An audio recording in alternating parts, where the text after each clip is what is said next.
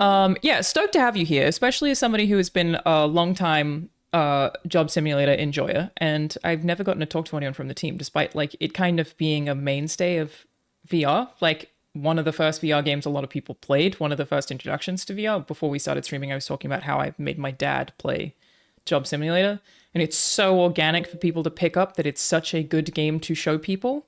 He was like 65 at the time and can't play video games, but completely understood how to play Job Simulator. So if we go back to the very beginning, where did the concept come from? How do you come up with the idea for all of the things that have spawned your future games to make people do jobs in VR? What's wrong with you? I know that's what's wrong. Actually, I do remember, but I don't believe you remember. There was one time where you did talk to us, but it was in a huge press thing. I think this was There the you go. last time we all chatted about Job Sim. It was the Oculus showcase in I think 2016. Like That may the be day. where I punched the TV that we were also talking about pre-stream. Yes, I believe you punched the TV, and well, and also that was like a really sad. And then I swear I'll talk about the thing you're supposed to. But that was also like this like really sad press junket because they didn't have the controllers out yet. So there was only Hmm. two of us that had touch controllers, and then they kept making person after person go through these you could only play the games with like an Xbox controller, except for ours and Fantastic Attraction at the time. Wow, I And don't even remember that. That is wild. well, because I remember yours specifically, because if I recall, like you or the other person you were with at the time was just like, "Can I please use your booth to lay down? The world is spinning." We were like, It seems like something that "Sure." I may have done. I had a really long period of time because I was at IGN when they launched a VR specific channel. So it was like a full VR focus, and I had a lot of motion sickness to start with. I don't remember ever having it with Oh, your games, but I remember playing Minecraft once and almost needing to throw up. It took me like a few years to stop feeling that way. Got there eventually. But wow, what an amazing memory! I also remember at that that's event yeah, people who that's a work at that's a trick I have. Yeah. So, but it was funny. I was just thinking back at it. I was like, yeah, it was. I mean, that's a tough one too because you're using the Xbox controllers versus the actual touch controllers. But also true. anyway, Job Simulator. Yes. So when we first got these headsets, right? We Alchemy Labs. We were actually a 2D mobile studio before we made VR games, Okay, I'm gonna and have many we questions made a bunch about of that 2D mobile also. games, and then what was that? I'm gonna have many questions about that also. Quite a shift. Oh, sure, yeah. And so we made a bunch of mobile games, and we did a bunch of like frontier technology, and then we what we ended up doing was we took a game that we had worked on called Reckless Disregard for Gravity and converted it to Unity, and then converted that game to the Oculus original like DV1, the headset that came out in 2013 or something, Yep. um, the Kickstarter one. And Valve saw that, was like, that's really cool. And so they invited us to talk about what we did at the first Steam Dev Days, and we talked about it, and they were super excited about that. And then they said, "Hey, we got this thing we're working on. If you could put together a demo for GDC 2015, we will show your game there." And at the time, I wasn't even part of the studio. I knew them then, but there were four people: um, Devin Reimer, Alex Schwartz, Carrie Witt, and Grant Borland. Carrie is still with us. She's still working at Alchemy, and they like went to Winnipeg, Canada, which is where Devin and Graham lived. They went in a basement for like a weekend, and they came out with Job Simulator. And the thought was, No way. as they were messing around with stuff, it was like really fun to like just stack blocks and do things that were very kid like. And so they were like, "Oh, this like very base hand interaction is really fun. And what's some things that have hand interaction?" And the first demo was in a kitchen, and it was doing kind of all the things. So that's, and then it kind of grew organically from there. We made all sorts of jobs, and we found out that the more mundane and relatable the job was, the better it was. No Built way. Spaceman Job. Huh. That's that. So it kind of came from a game jam, in a way. Yeah, but I mean, yeah, very much so. A game jam that was like, Valve was like, make something, and you could show it at this like 2015 reveal event for what would become the HTC Vive. No way. Wow. What an opportunity. That I feel like you grabbed very well. Like I feel like I said, it's kind of become one of the mainstays of VR. It's something that I will always have downloaded in case I have the opportunity to show anyone VR. Like it's definitely I also just think the comedy is such a big part of it. Like it's just so funny. Uh, Obviously, oftentimes intentionally, but oftentimes not because the things you're doing are completely ridiculous. But yeah, so from there, did you ever, or do you know if that team, I guess, expected Job Simulator to become as big as it is? Like, did you see that coming at all? I think we knew it was going to be big when we first made it because we could just like the way players played it. I joined the studio like in the middle of the development of it, and we had this like sense that people like we just kept getting like wild opportunities would just pop up, right? At one point, we demoed it at a Sony PlayStation event that was in New York City, like under Times Square at Oh, this cool. theater. Wow. Like just insane things would happen. And that's kind of how the Rick and Morty thing happened is like we just showed it off. But we knew it would be big, but we always joked like, haha, like wouldn't it be funny if we became the Super Mario 64 of VR? You Right. kind of did. And then yeah, and now he kind of did. And it's great. But yeah, I think, I at any time in my career, I have never been able to say like, I know this is going to be the thing that has Yeah. this huge impact, Yeah. right? You just don't know. Yeah.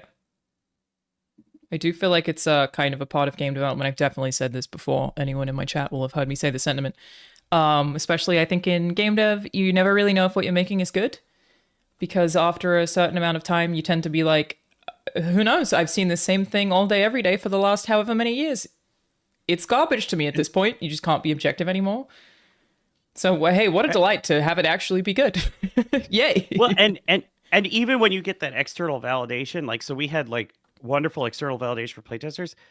I've seen so many games that are good but not popular, right? You never Also true. You can't tell if it's going to have that like cultural thing.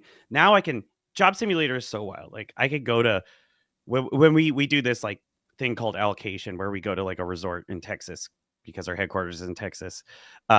And if you wear like Alchemy branded clothes, there's a chance you'll get mobbed by kids. No Right? way. Oh yeah. Oh yeah. Wow. Like everybody under a certain age. I've taken so many pictures with developers who are like, my kids are gonna go nuts. I took a picture with a No Valve way. developer. I was like, what are we doing here? Wow. I guess it never occurred to me that kids are actually huge adopters of VR, but to be fair, they kind of are. Like, I feel like the two 12-ish year old boys I know who are friends' kids are heavy VR users, and I actually wouldn't be surprised if they'll think I'm really cool because of this conversation. I'll try it out next time I see them. I'll see what happens. Please. I need these children to think I'm cool. I had a friend and he had nannies who had he has these like two, babysitter nannies that kind of come in and they're both undergrads. And I was like, oh, do you know Job Simulator? It's like, oh yeah, my brother and I play it, blah, blah, blah, blah. And it was just like, what so there's like a certain age. No way. They all know it. And yeah, we did one of our allocations and there was like a dance competition at one of the allocations. And if you like walked near the dance competition with like a Job Simulator shirt, you got mobbed. Wow. That's incredibly cool. I mean, I shouldn't be surprised because, again, obviously I know how popular the game is, but I didn't realize it was about you captured the hearts of the youth. It's this is the children yearn for the minds meme come to real life. The children yearn for the jobs. We captured the uncapturable generation, right? Like that's Congrats. the wild thing. Huge. Yeah. So where did your new game, I guess is what you would call it, Dimensional Double Shift, come from? Where did this idea come from, and how did you build off of the things that you had made before into making this new thing? I want Claire to answer this because I have like my very I was in it with a very business perspective, and I think it'd be awesome to have somebody who like got to observe it and was like because Claire knows how all this worked. But Yeah, like you were lead dev on this, right, Claire? The what? Pardon? You were the lead dev on this, right? No, I was just so I had grown with the project, I could say, right? It there like okay, Ike did a whole GDC talk on it. It was Go like ahead. a retrospective type of thing that was so freaking good. But basically we had Coral 1.0. Am I able to say that? I can call it code. You can talk. If I talked about my talk, it's open to the world. Well, yeah, basically we wanted to focus on making a multiplayer game because we'd been doing some R&D on like what multiplayer space could be like in the background, alongside Cosmonia's High, and it was just so much fun, and it felt like something that we had to bring to life, where you develop a sort of third space for folks, right? Where you could just chill. And at first, we wanted to make it like a haven, and like just a sanctuary where people just hang out and just chill and have this sandbox experience. And we thought we could have players customize it and all of that. But we had to really hone in and figure out the scope, and figure out how to make it feel more like tangible with like a core gameplay loop. And it took tons of adventures to figure out what that looks like. And so we kind of connected with our roots from like the job simulator, vacation simulator days, and then combined that with multiplayer. And that's what you see in DDS. And then we also really wanted to build upon like the self-expression. So the avatar customizer that we've got, like that whole entire menu is just, there's so much love put into it, because we really wanted to help give players a way to just show their VR selves in a way that's just like Alchemy brand and light and fun and quirky. Yeah. Do you have any like concepts of this that were scrapped, or like fun ideas that you played with that didn't work? Because I imagine that there are like many limitations. Yeah, I've never made a VR game. Like I imagine there are many like limitations that even I'm not even aware of in that space. Oh yeah. So I'm a user experience, user interface designer, right? And the tech field, you think of that as just being 2D, just like flat screens and panes. But at Alchemy, that is not the case. Yeah. Okay. It's all about UI or interfaces, like things that you interact with that are built, that are grounded in the world that you're in. It's true. I never even thought about UI specifically. You can't just have a fancy menu majority of the time. Like that's a whole other thing. So Claire, do you want to talk about the furniture placement in Haven? Yes, Haven I was going to bring that up. Because you worked on like possibly the best problem, and eventually we were just like unsolvable and walked away. So yes. Oh my goodness. Okay. So our creative director was like, hey, well, all the leadership was like, hey, we need a catalog, and we need a means for players to just customize their space, place furniture in a way that's fun, but also it has a currency, but the currency is not really a currency. It's like dimensional fragments. It was really, really interesting how you got those. We're not sure. We realized that with just making a catalog, right, for placing furniture, it opened up the doors for so many different gameplay implications. Like there's so many things that we had to figure out first to support something like that.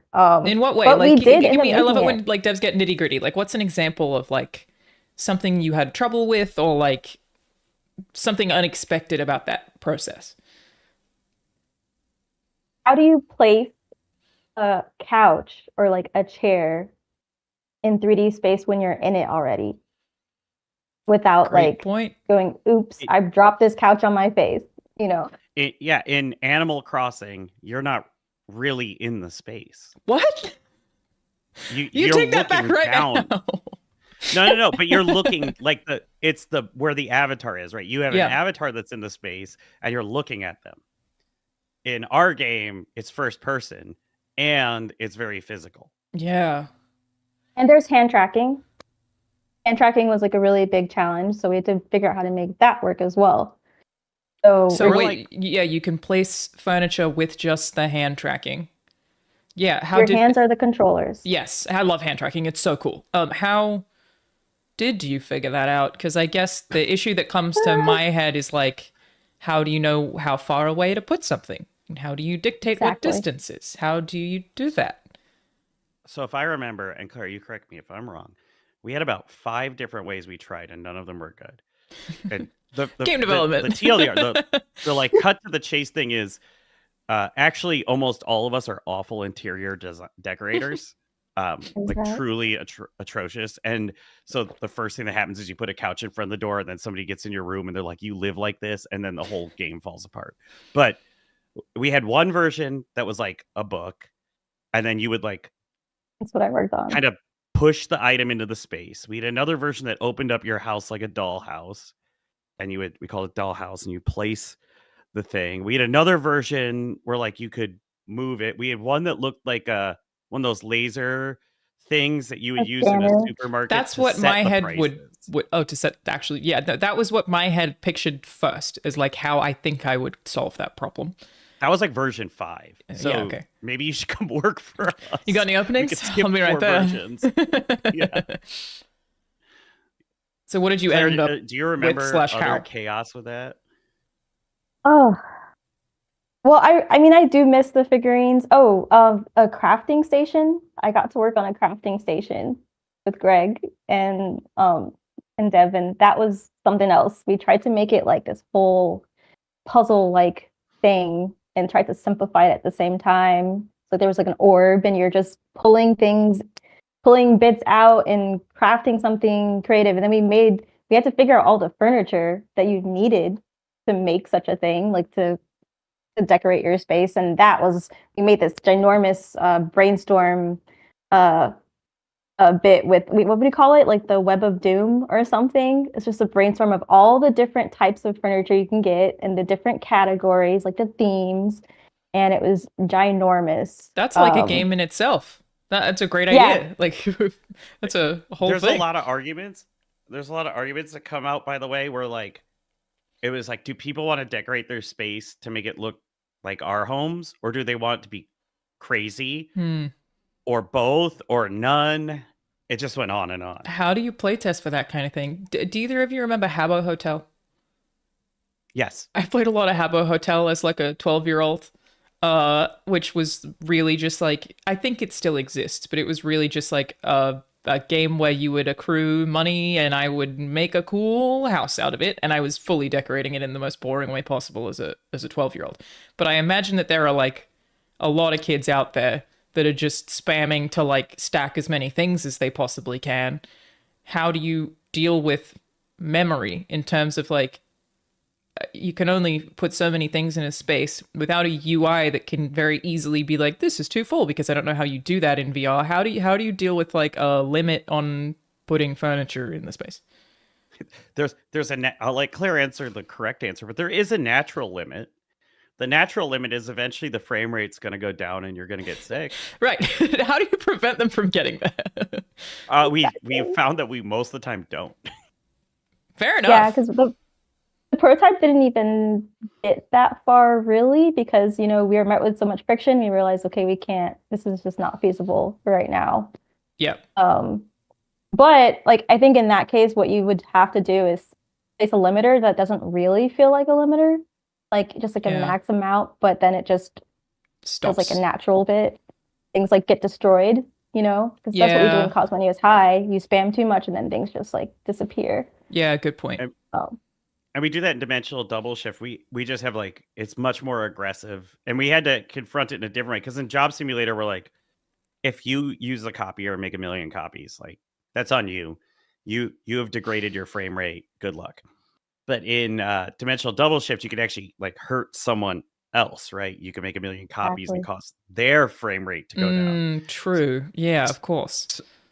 So Dimensional Double Shift is just very aggressive, where it's basically like, if something falls below counter level for too long, it's just going to get deleted.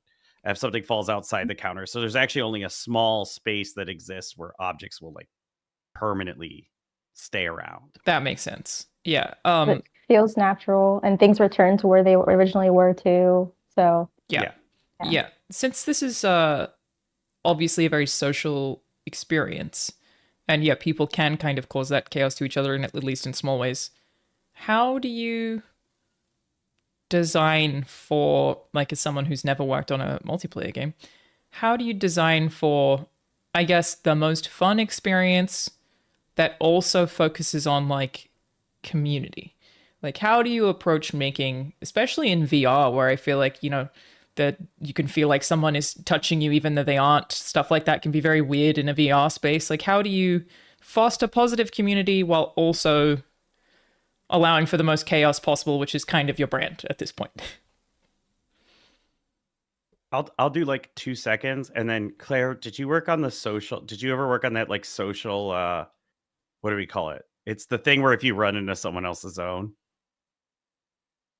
No, but I saw it. Was that like David? Okay. I can't remember. Well, you could Yeah. talk about it from the high level, but basically we talk about something we call little brother energy, which is like as long as the trolling falls into little brother energy, meaning like harmless but kind of funny, that's what we want to push people towards Yep. versus actual like trolling or ruining the experience of someone else. So we don't mind the like someone has decided to be uncollaborative and it has derailed the game slightly or they're being not as perfect. That's little brother energy. Yeah. Someone actually ruins your ability to play. We'll jump in to stop that. And so an example we had is like we let you run between zones, but then we put a timer on how long you run and we'll fade out your scene. But Claire could talk more about other things that we do because we do a lot of like gentle nudging and stuff like that.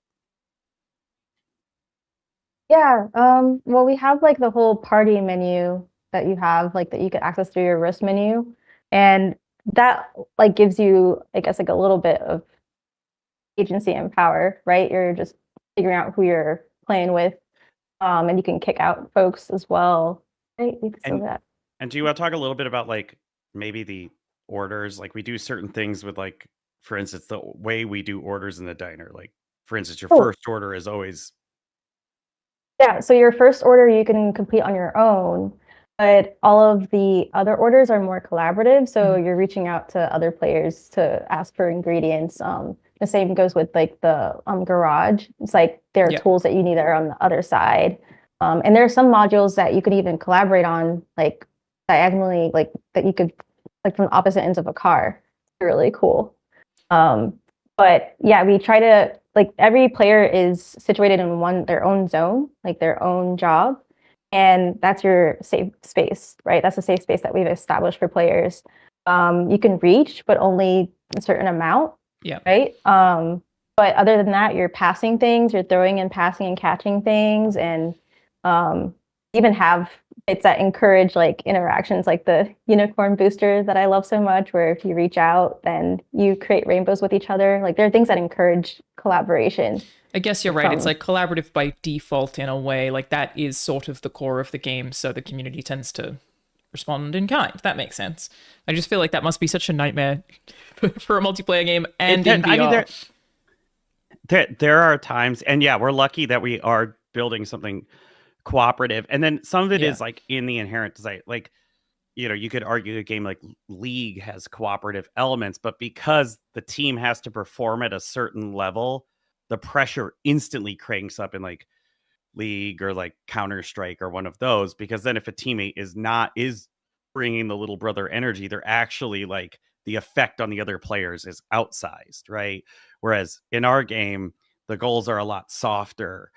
And so it's a lot more about hanging out. And that's what we found in VR, right? There is a competitive central core that exists, but there's a broader group of people who are using VR as that like third space, as that place to hang out and see each other. And so that's where we kind of like take our hands off and not put a timer on things. Yeah, that makes sense. How much is player feedback across the board with like every facet of what you've built here influenced like the game as it is now? Because obviously that's a big part of early access in general. It's always going to be a huge thing. Like how do you incorporate player feedback and how do you decide what you are going to take and what you aren't going to take? Like, are you just observing people in VR? How does it work?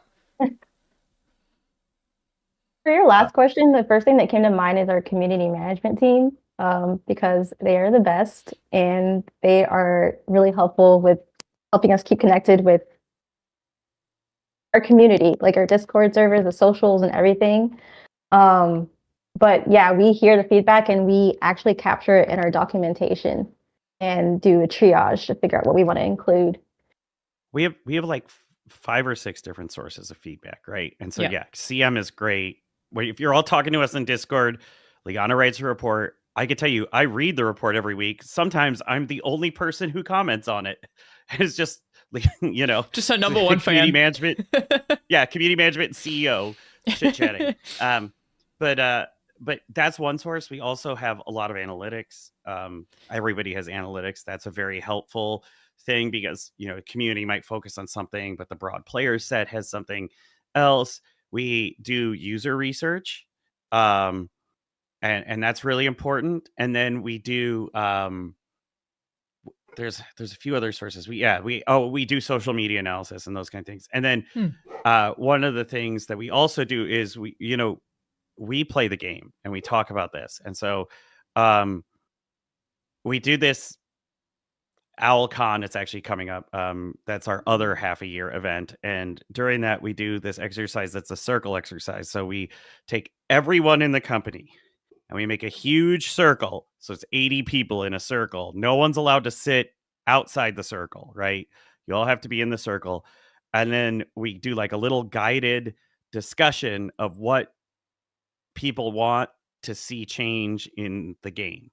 And anyone is allowed to speak about anything, right? So, we have the head of HR pitching features, right? No way. We have, it's just open, and my job in that one is just to take notes, and then we take that whole thing and we compile it into a list in Notion, company, and then we go through and we mark things as like, these are noted, these are things that are impossible but we understand, or like, these are things we already have a plan to address, or these are things that we have to plan to address, and we do that for everything everybody said. And that's just another source. So these are kind of like, we take all these sources in.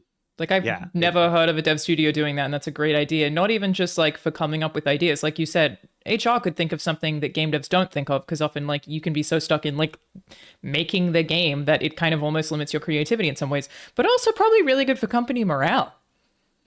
Like everyone's feeling like their opinion matters. That's really nice. At Alchemy, everyone's a game developer, right? And it doesn't matter what you do. You're a game developer. So you need to take part in the process of making games. And this is part of the process of making games. And also, like, I forgot which book it was, but I read a book very early on in my career that the best game designers are not, like, they don't sit at the top of a pyramid. They're actually like a filter. And the best game designers hear lots of ideas and know which ones fit and which ones don't. And so to me, this is part of the process, right? Is like, you need to be constantly sourcing ideas and hearing and seeing, or else you're just, like stuck in your totally lost at sea. Yeah, I can't understand people who try to, even like film is like that too, try to make something and like won't hear ideas from other people. Like, what's the point in working with a big team if not collaboration? Genuinely, why even have other people? Exactly. Why even have people on the team if you're not going to collaborate with them? That's genuinely really, really cool. Very impressive. So there was a like kind of discussion went viral on Blue Sky this week about like how to source player feedback and how to weight different sources. And I think the conclusion that was written by a friend wrote an article about it was that like you should just be getting as much data as you possibly can and then seeing how it all weighs up against each other. Do you find that things that you guys internally thought were very good didn't land, or vice versa? Like, do you see like the community come up with things that are great ideas? Like, how often are you, I guess, surprised by player feedback at this point? This is the way. That's it, right? Like, I think especially in games more so than anything else, because it's a participatory version of art, right? Like, great way to put it. Yeah, you have to, I think of it like jazz, right? I give you the sheet music and you can play the notes on the page, but you don't have to.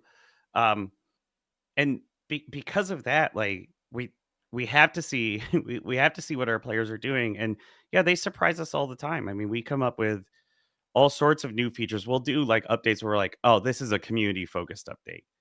Kind of think about, the other thing I was gonna say is you have to be egoless, right?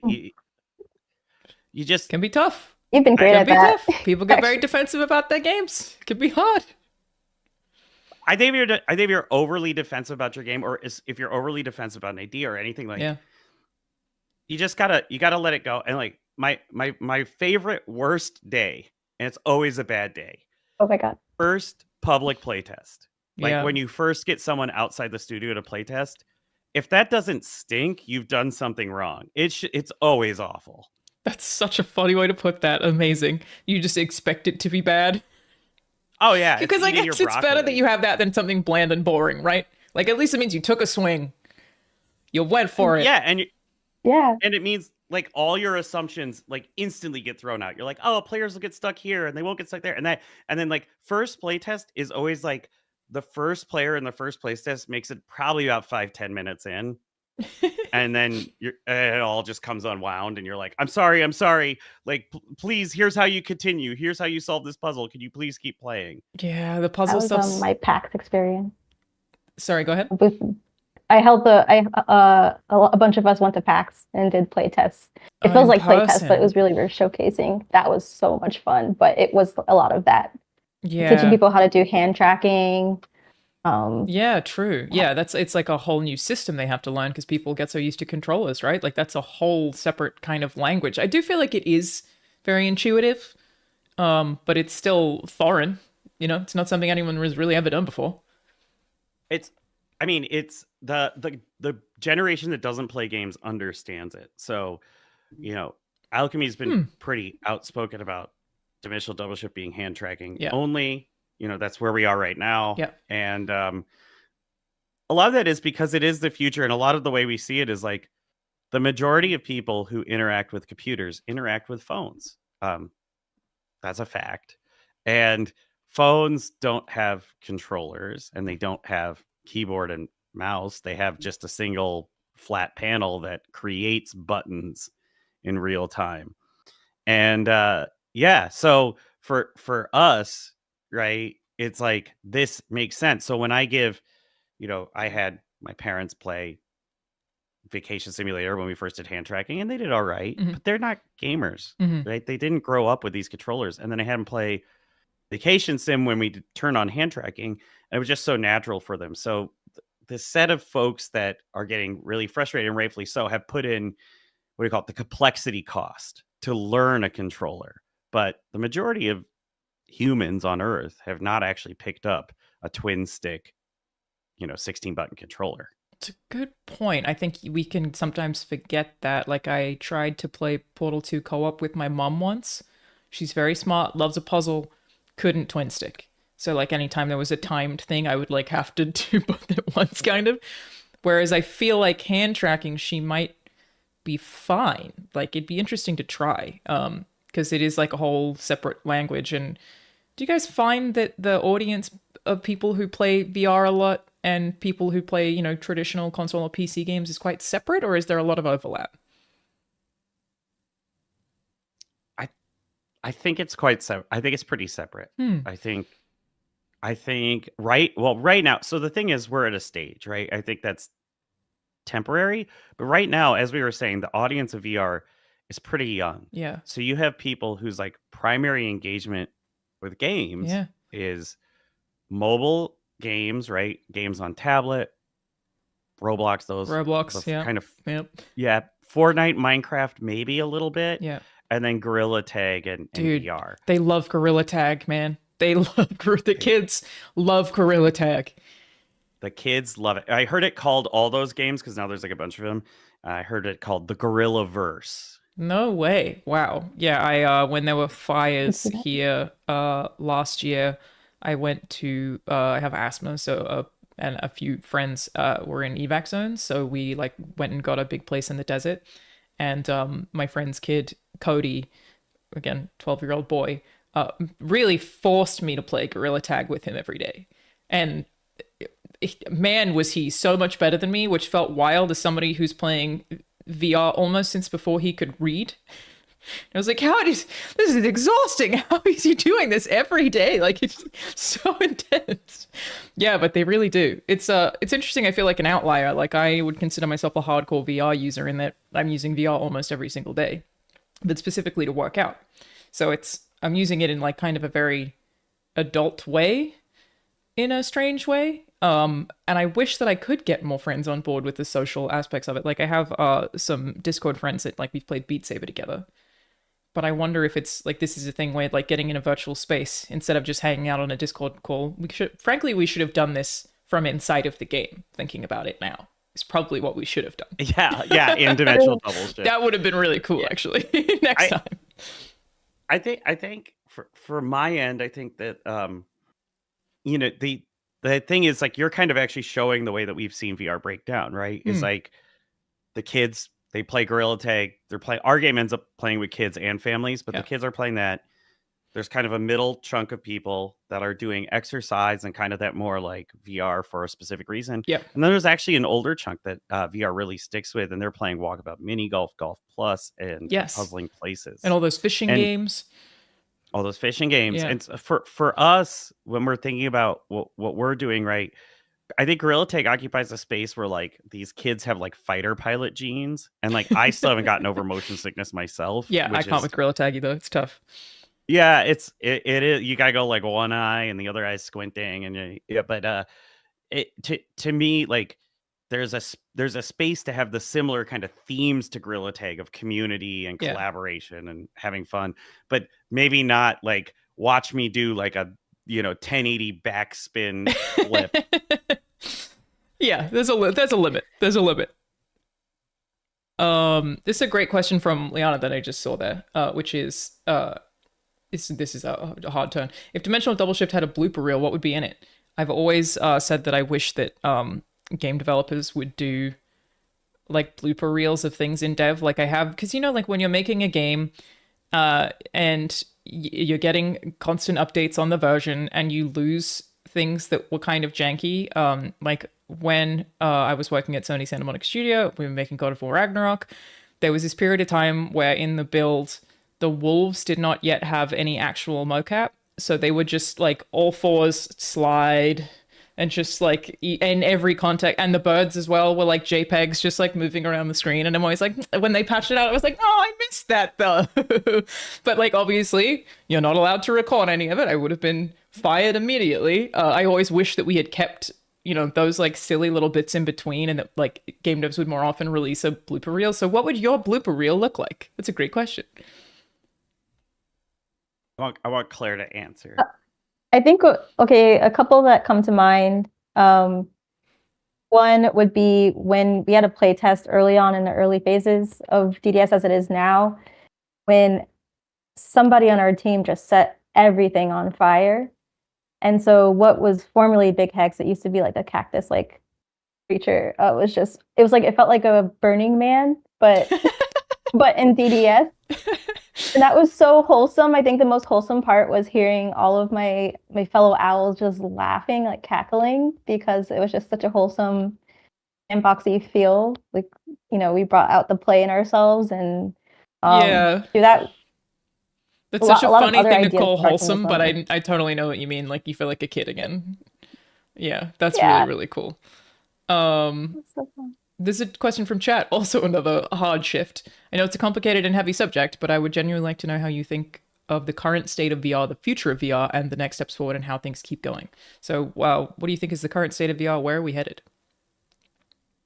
That's probably me question. Yeah. Yes, you're so good at us answering that. So we're kind of in the VR winter here. I think.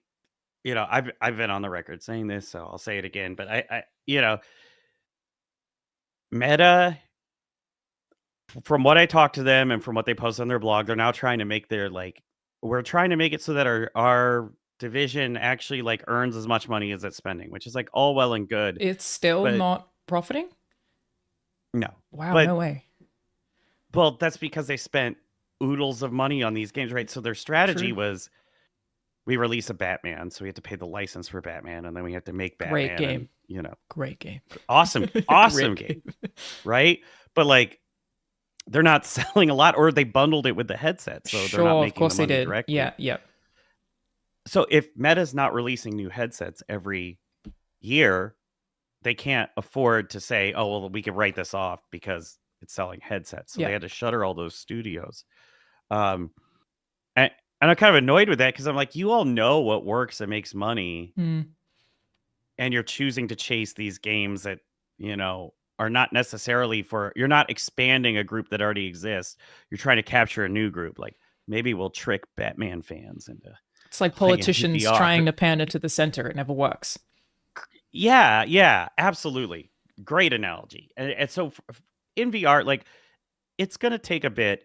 I think there's a few things we have to overcome that even I didn't realize that we had to overcome, which is like if you're in and you're engaged with VR, we already got you. But there's a lot of people who sit on the periphery who don't want to look like a giant dork, to be honest, right? They don't want to mess up their makeup or their hair, right? We have some devs who have amazing hair, and they got to put on this like helmet essentially. And so there's some cool form factors coming out. Meta's working on one. I think it's called Project Spartan. Google, we're working on one because we're wholly owned by Google. We're not actually Alchemy, called Project Aura. And some of these other like binocular glasses style, not as capable form factors, but welcome more people in. I think those are very exciting because it's going to take people who maybe were like, I don't want to wear a, Apple Vision Pro in an airplane and have the weird like lenticular eye lenses looking at people. Yeah, it's terrifying. I get why. Yeah. I just want to wear something that looks like sunglasses. Can I please wear that? Like we can start to answer some of those questions. And I think further, right, is like if you are funding a part of the industry on things that weren't going to be successful, there's an unfortunate reckoning that comes around. And so 2026 is not going to be like VR's banner year, but 2027 is going to get better, and 2028 is going to get even better. VR is here to stay. As we were joking, we captured an uncapturable generation. There are advertisers on advertisers out there who would kill to have the grasp on Gen Alpha that VR has. Yeah, it's true. So it's just a matter of that, and it's also a matter of like there's a bunch of tech companies who are deeply embarrassed that they accidentally made video game consoles. And we have to just be like, get over it. Like, video games are okay. It's interesting. I never considered that it was like an appearance thing that people were worried about. Like, I do think that pass-through technology getting better really, really helped, because a lot of it is like feeling uncomfortable in a space or feeling like you're in your own living room but don't have the ability to engage with your own living room. What's the point? Or you can't see the people in the same room as you. Like, I do feel like as that's gotten better, at least I've been comfortable spending more and more time in VR. Especially like now, if I hear something, it's very easy for me to just get past. For anyone who doesn't know what that means in chat, it's like you get to see the video of everything that's in front of you, basically, just like swaps in between. And that was a huge improvement for me personally. I guess... Yeah, I usually end up with red lines on my face. Sometimes it's sweaty, but I hadn't considered those to be like off-putting, but maybe that's because I've been doing it for so long. But you're like an OG, right? Yeah. I'm like so used to it. You've seen how it's improved, right? Like, it's so much better than when we had a big cable. And the cable. Lighthouses. Yeah. The cable was a hell of a time. Like, you'd be worried about tripping over that thing, and man, it certainly was, and we all had to pretend it wasn't bad. Yeah, true. This is cool. It's great. It's so worth it. Yeah. You don't even notice it except for when you step on it. Your head whips back. Yep. Yeah, it's definitely come a long way. It's interesting. So is there anything that like you guys are thinking about in terms of like what you're talking about, trying to capture the people who don't already play VR? Like, how do you consider that market?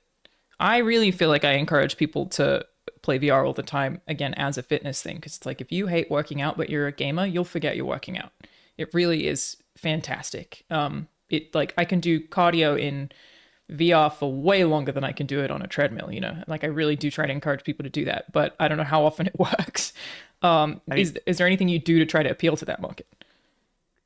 I gotta say one broad thing, and then I'm actually gonna let Claire finish it, but that same pitch is actually why I think Golf Plus is so popular, because their pitch isn't to try to convince somebody to buy a headset. Their pitch is to convince them to not buy a $10,000 golf simulator.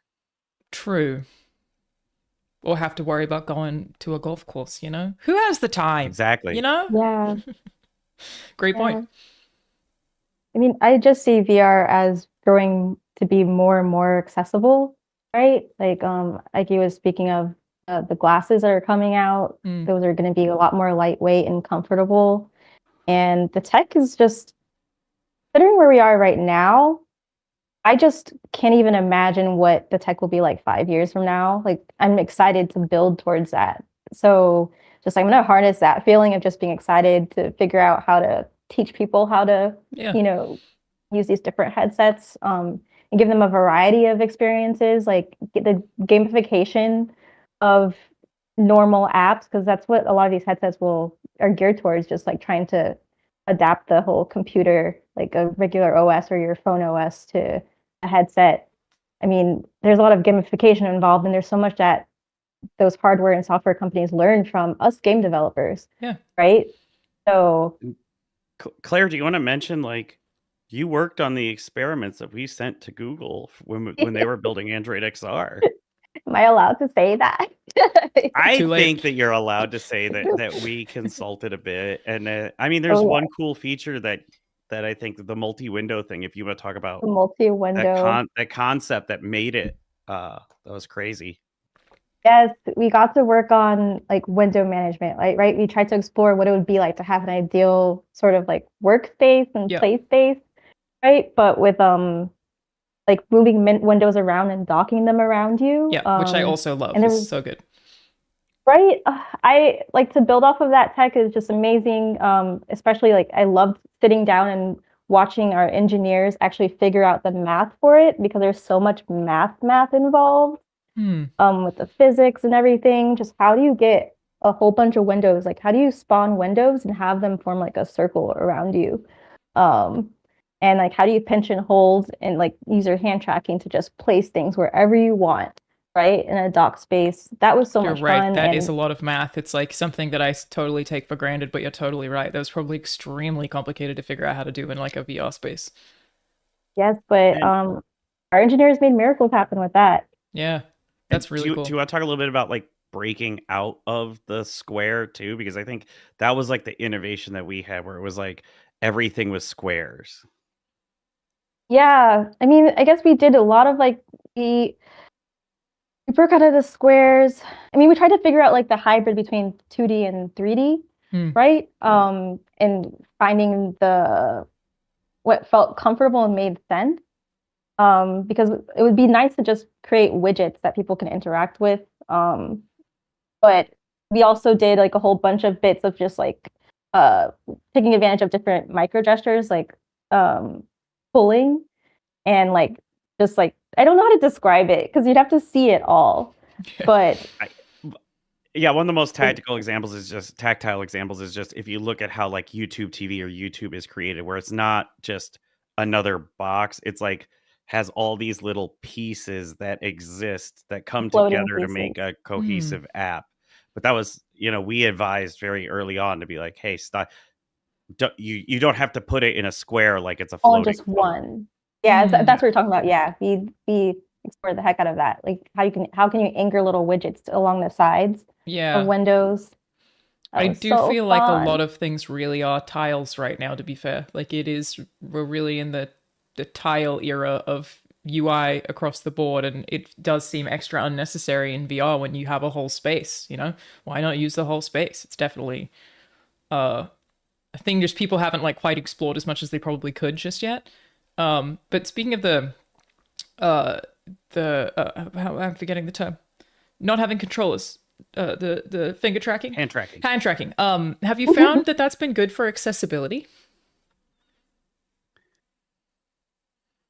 Well, I did see this one question. I did think about this one question. It's like, what do you want to see in VR? I do want hand tracking to give you the ability to configure like how many fingers you have. Yeah. Because that was something that I noticed even when I was at PAX on the floor having like folks play our games. Not everybody has the same amount. Yeah. Right.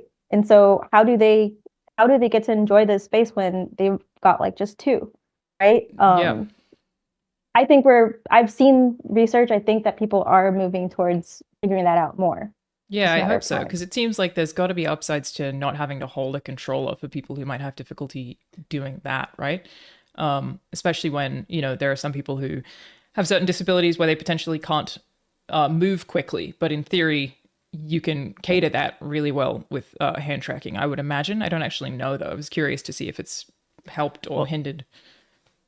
And we want the platforms to be able to map gestures to buttons. That's another thing that we pushed for, right? Is like, just on the other side of it, right? If you can't do certain gestures or something like that, why can't we have the big accessibility buttons that exist and all that hardware do it? Yeah. So some of it is like, we're kind of pushing the platforms. Like, come on. Yeah. We don't want to solve this. It would be really great to see, especially like, you know, some of the disabled friends that I have who've like really unlocked their social lives through playing games online with people, and getting to do that, I think, in what feels like a 3D space is probably an even cooler experience for those people. But I don't think it's, yeah, I don't think it's quite there yet. But like you said, it's the technology is almost still in its infancy in many ways. It's definitely getting there. But it'll be exciting to see how some of that stuff shifts over the next several years. Like you said, 2027 maybe. Another question from chat here is there room for VR games and a VR experience going forward, or will the more interactive games take more focus? I think you're going to see more experiences take focus because of what I originally said, which is some of these companies are a little embarrassed that they made video game consoles. Yeah. So they're going to be doubling down on, they call it entertainment. That's the vertical. Right? Anything that's not a game. But you're going to see like basketball, like you could sit in a seat, or you can use that. There's this thing called Gaussian splatting, which is actually at the Olympics already. When you see those 3D views and they spin it around, that's a special technique that they use. Wow. So yeah, if you, terrible name, Gaussian splatting, but Yeah, that sounds like great. a Meta Horizon game. Yeah, exactly. Great technique. But you know, overall, I think experiences are going to grow too. I think that the biggest thing that needs to happen is, right, it's chicken and egg. We need more users because, you know, it's easy to convince an Alchemy Labs to make a VR game, right?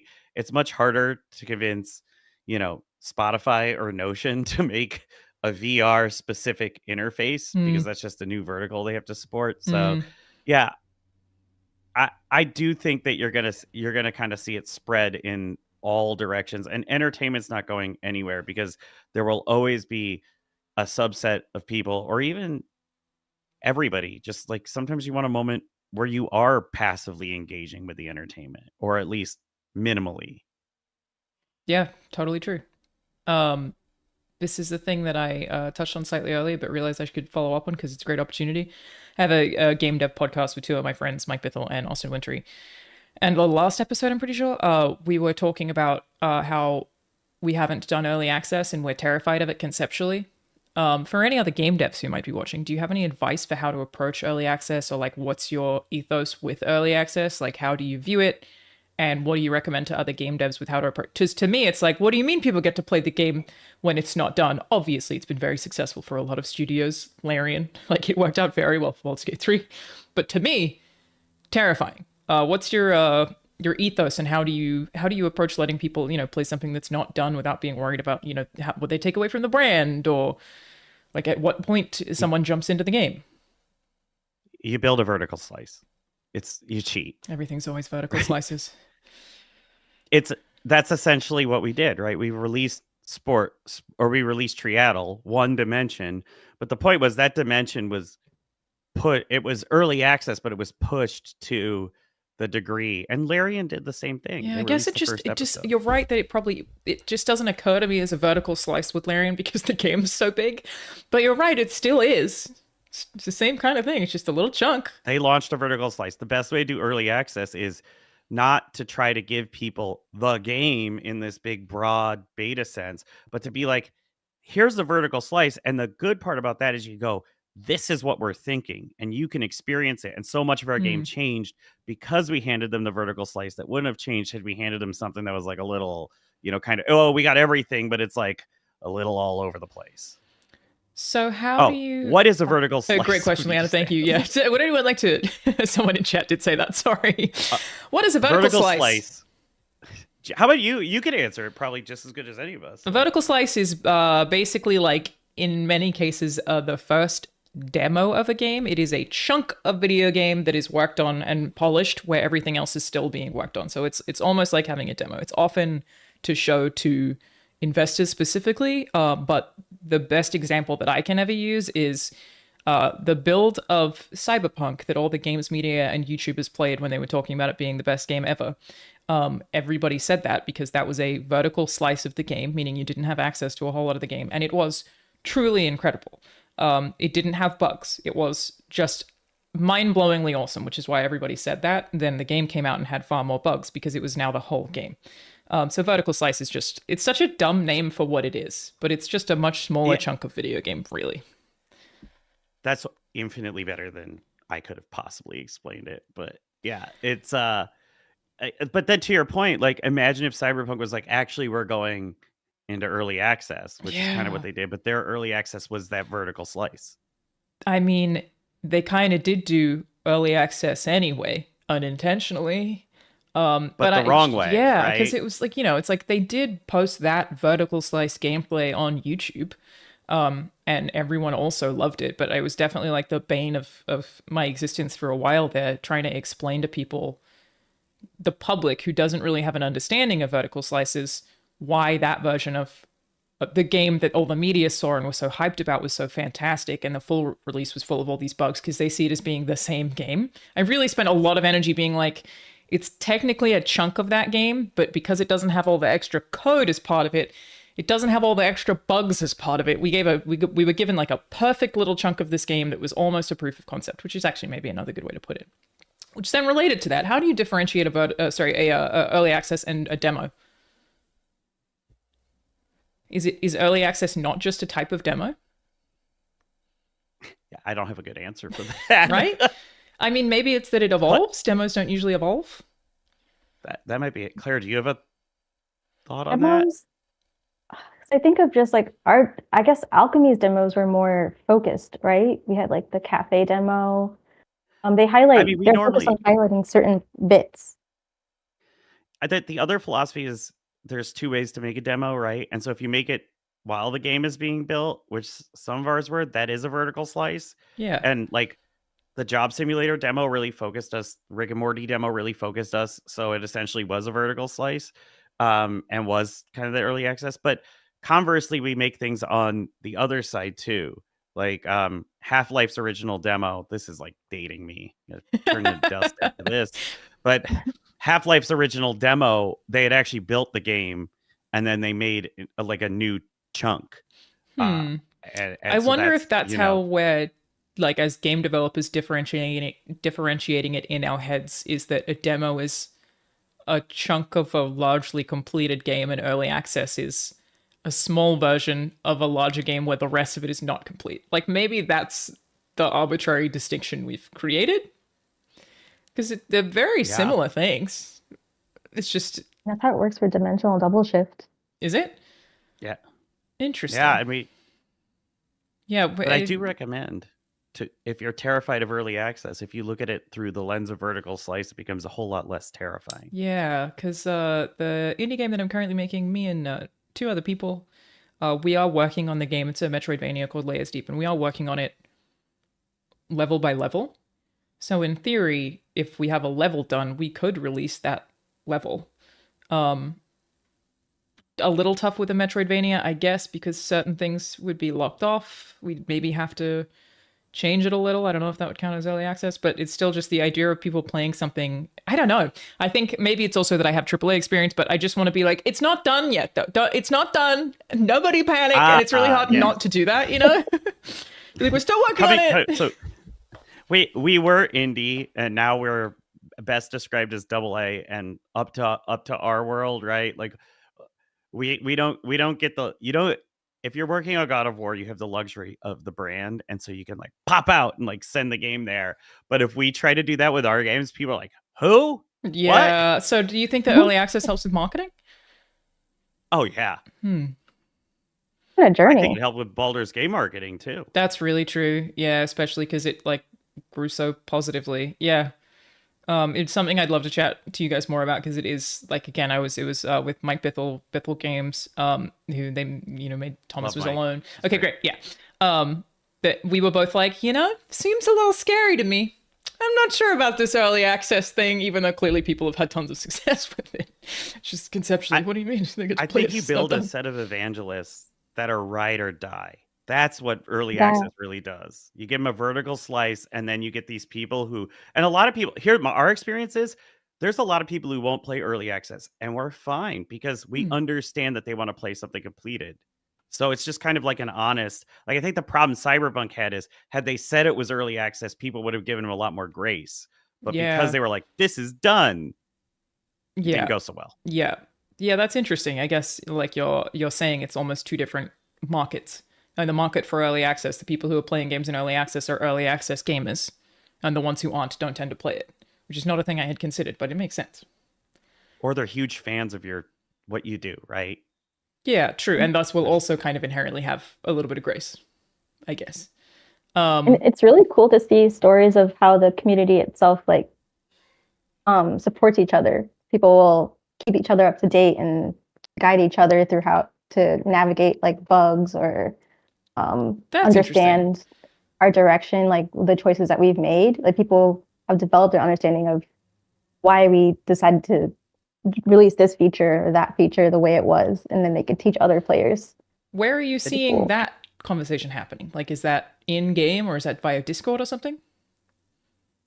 I think it's Community where have you been management. seeing it, Claire? Actually, all Community management team has been telling us the stories, and yeah, I see it primarily in Discord. When I lurk in Discord, I see people supporting each other, That's and very I think that's cool. been really cool. Like Yeah. redirecting. Yeah. the only issue, our worst issue that we actually had with dimensional double shift in early access was, and it's like the best worst issue to have is our goal for early access was to have 20,000 downloads, and we have over a million. So it was like, That's no, no, no, you all weren't wild. supposed to play it yet. We just want to get a group of you to get some feedback. And so like we hit something and people like it, but it's it's kind of like the old Kickstarter thing where it's like, I'm offering a burger for $10 and then somebody gives you 5,000. They're like, but it better be $5,000 burger. You're like, oh my God, I'm not Yeah, ready for this. that's wild. I should let you go at a certain point, but I'm going to keep asking questions until you make me stop. How did you approach getting those kind of numbers for early access? Do you have any tips for other devs on like how to get that kind of engagement? Oh boy, if I could give you the secret It's sauce a for that, if great point. anything, Everyone would be doing it. It's a great point. if It's a it, great if point. anything, we approached it with terror because we weren't ready to provide updates at the speed that like we we got too many people, and they're like, "I love this game. Let's get updates," and we're like, "Ah." Oh no. We were just like letting you kind of mess with something, and we were gonna sit on it for a few months, and now we have to update it all the time. Yeah, fair. Again, this is why I'm terrified of early access. You never know what's gonna happen. It's really scary. Chat comment if we want to respond. Devs seem to have too little trust in the community. If they give the community incentives and tools to help each other, the helpers will come forward. Yeah, how do you feel about that? Like I don't know that I agree with that across the board to whoever said that. I do think that's like maybe like kind of a social media perception, but how do you deal with like trusting your community in terms of giving them the tools to have fun? If this is somebody talking about our community, so I don't know if this is our community I don't think this specifically or is no. this is I don't think this is about you. okay. With our community specifically, I'm like, we just talked about how like we read all these reports and those kind of things. But I could tell you with the dev community, my advice to players is know that we're not the only ones that read all those reports. The devs read all those reports. The devs lurk. They all do that. It's human nature, right? We we all want to be liked, and you don't get in entertainment if you don't want somebody to engage with your art. So that's part of it. But for the devs out there, I think actively engaging in the community, and it's okay to say like when you can't do something and even why you can't Awesome. do it. And Mm, if fine answer is I'm just one guy and I don't have a lot of time, or the team is focused doing something. But I think a lot of it's easy to be like, hey, we listen, we listen, we listen, and then we found this too, even just like with employees and stuff, closing the loop is really, really hard, right? yeah. We actually take note of each individual customer support case, and if we fix it in a patch, we go back and email them. That's a process to do. Wow, that's very involved. Yeah. Yes, but the problem is we get people who would complain and then they'd be gone and their review would be 1 star and it'd be, I hate this game. It was like, you know, you don't have to change your review or whatever, but like just want to let you know that the thing you complained about, we went and caught it. But it's like really involved, but it's worth it. Like that's Yeah, how you seem engaged. it's a great point. Yeah. I mean, even to that point, again, when I was at Sony, I would read every playtest that came through for God of War Ragnarok, even though it didn't pertain to me at all. I would read all of them, every single note from every single player, just because that was like emailed to the design team, which is the team that I was on, because it's so interesting. So interesting. Like things that when you're working on something you just can't see, and then you start getting playtest feedback and you're like, wow, no way. Oh my God, like 5 of them said this. You also, even though they're anonymous, you'll start judging people. I'd be like, this person sucks at the game. Like it's really hard to like wash that off. But also, like, what a model designer, right? Like, that's one of the biggest things is we always want folks, we actually make folks play test on a certain cadence where they have to like we rotate through and make sure everyone plays the game once a month and things like that. But like, I want people to have the context. Yeah. I think that, not to bring up like the hottest hot button, but I think that at the core of the yellow paint debate is like the concept that games development exists as a function of JIRA, and that like the 30,000-foot answer to why did you paint all the ledges yellow in Final Fantasy is, wait a minute, why do we put climbing in Final Fantasy? Yeah. But okay, chat. For anyone who doesn't know, I've also spoken about this on Playwatch Listen if you've listened to it. JIRA is a software that all game developers use that is basically where producers will assign you tasks. So you have little cards. Someone said, no, I can never escape JIRA. There are so many memes about it. It's so funny. It's basically like a producer will assign you a task and a due date, and you like, it's like akin to Trello if you've used Trello. In many ways, just more complicated and more annoying. Post-it notes, right? Post-it notes, yeah. But it's something that I really became forgiving of, coming from being a lifelong gamer to then working in game dev, of the yellow paint debate. Was there's a lot of criticism thrown at Sony games specifically, I guess AAA in general right now, regarding characters talking too much or telling people how to solve things too quickly. All of that comes from playtest data. It's not for no reason. It's all playtest feedback. It's all people saying, I got kind of stuck here. And it's very difficult to fine-tune a game to both people who've played games for 1 million hours and people who've played it for 1.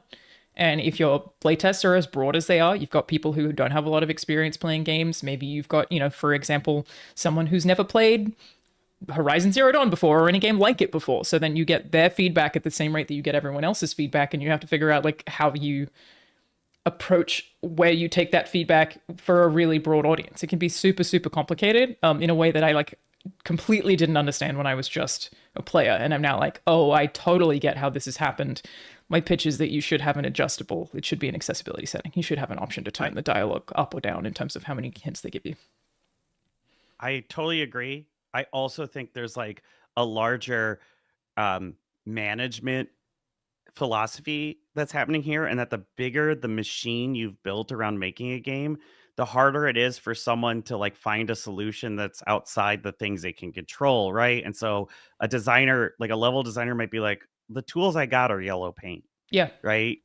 The tools, when you're doing like narrative design, you're like, I can add dialogue, I can subtract dialogue.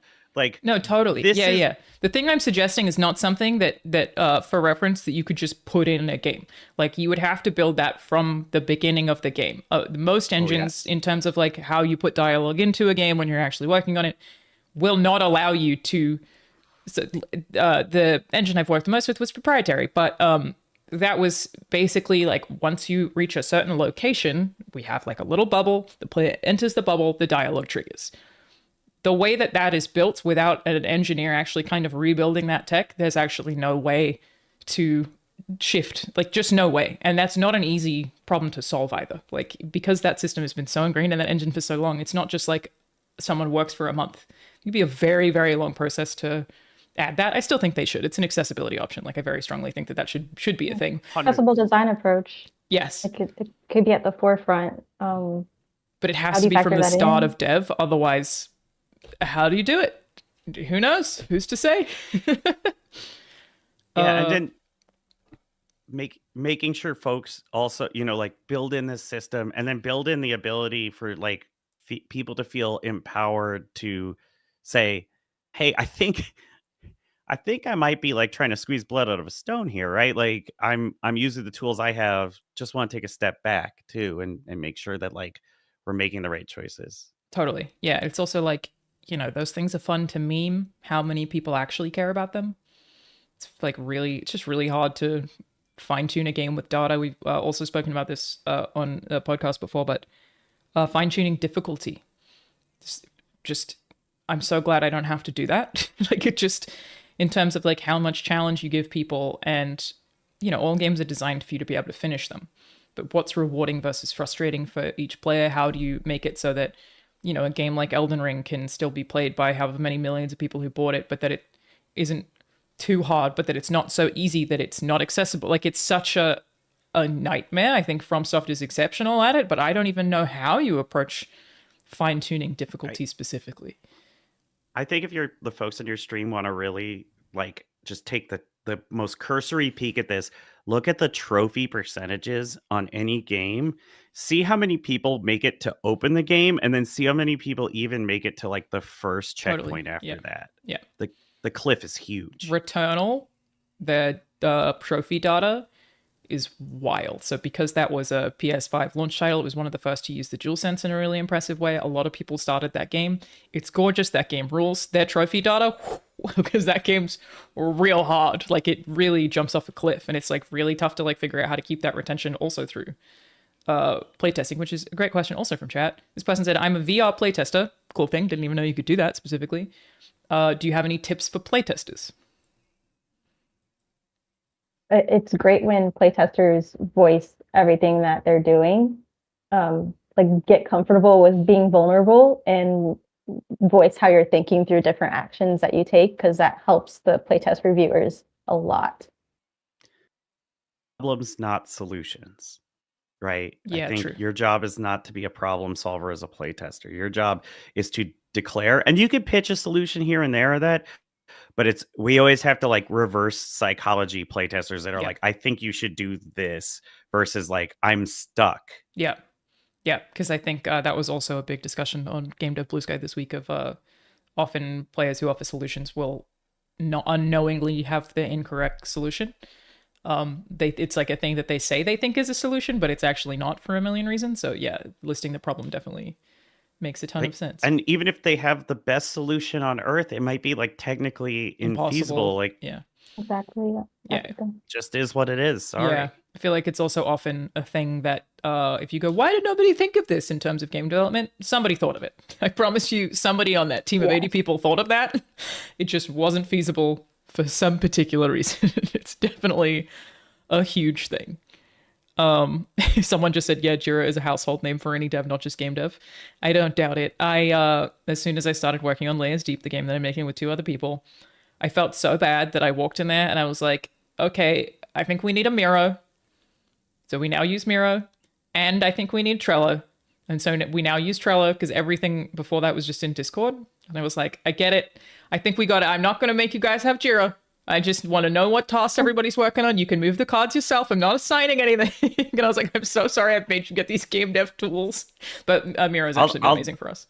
I'll defend. Yeah, I was going to say, I'll defend Miro, right? Our entire like art pipeline runs through Miro. We do all our approvals and process through it. Yeah, same. All of our art technically runs through Miro, and that like usually I will like figure out characters like whoever I need, and then I will dump a little board on Miro. Miro is basically a digital whiteboard for anyone who's not familiar. Yeah. I'll put like, here's a character, here's what they do, and then I'll just shove like a bunch of reference images of like characters that I think are similar to them.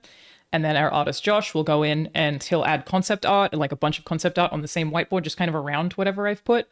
It's such a useful way to like storyboard your ideas collectively. Big fan of Miro, huge fan. It's very, very helpful. I'm doing something tomorrow that I'm going to use Miro for. I was like, I could use a whiteboard. It's got Miro. Voting. Yeah, we're designing our maps on Miro. Like I can't design maps. Timers. Oh, we design our entire play space. The diner. Every diner that we do is actually laid out in Miro first. No, it's awesome. It's so cool. Yeah, we just argue about it on there first. Walk it out.